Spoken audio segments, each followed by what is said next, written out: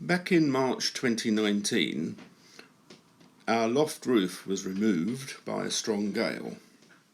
In the loft extension was the junk of 30 years, and on baseboards, unattended by a model railway, a lot of rubbish had accumulated. Some of it was useful rubbish, others wasn't. So it all had to be removed for the loft roof and redecoration to take place. Thank goodness for insurance.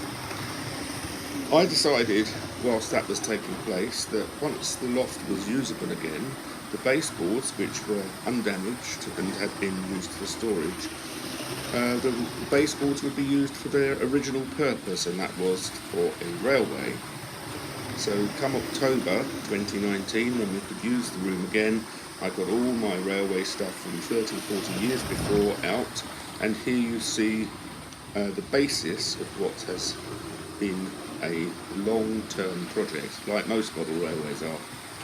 So we're moving into testing everything out. I spent a lot of money on foam underlay from Hornby and just put it on top of the existing Sun Dealer baseboards to test everything out, and all the old track was still working, and the old controller, which was a Hornby one, was working perfectly well. So I thought, here's the basis for something useful to do with my retirement. It was basically very flat layout. I did have a grand suspension bridge, but I wasn't sure how my locomotives would run, so I decided that we'd keep it on a level playing field to start with. I did, however, want to work out some scenery, so I invested in looking at YouTube and found that very useful. There's my old Hornby controller, and got some ideas from some people making model railways, and I found it extremely useful.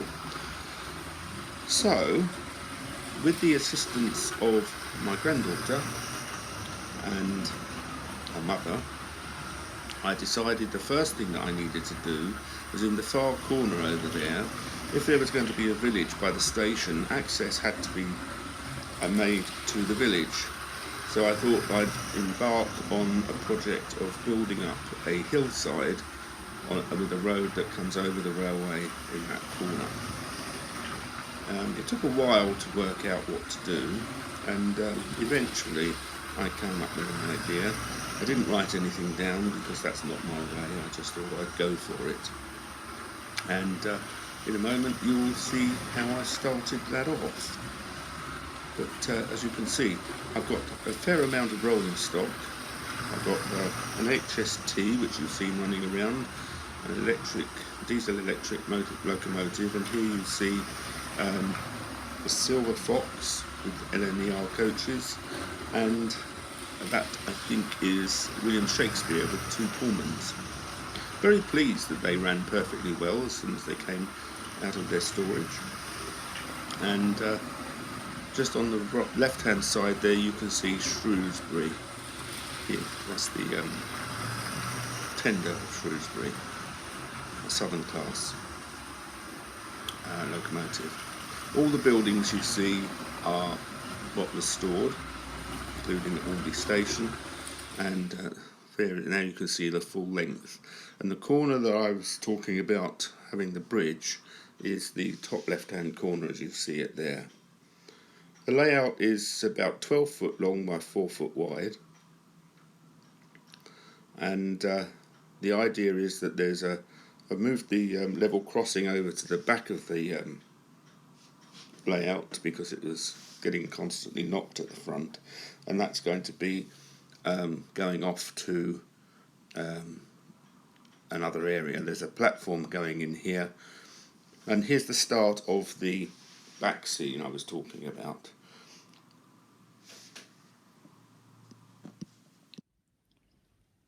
Right, this is the first scene of the railway that's going to be created in the corner, and it's going to incorporate a bridge that goes across 3 tracks into the hillside.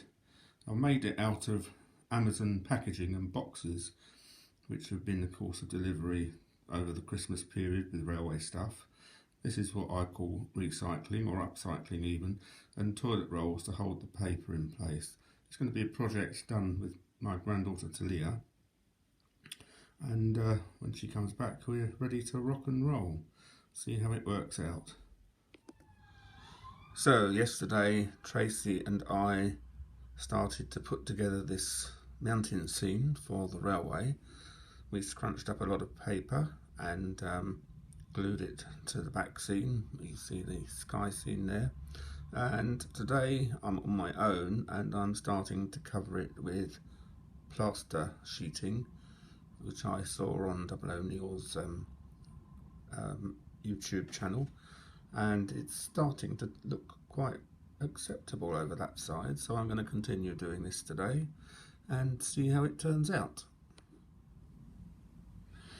Well, this has been a good afternoon's work.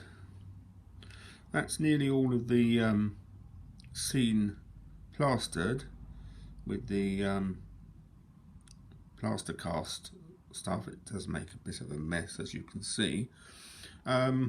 Now I've got a dilemma, because I was just going to leave the roadway to end where it is, but now I'm thinking it might be more interesting to build up the side on the right and make the road go into a tunnel rather than just end where it is.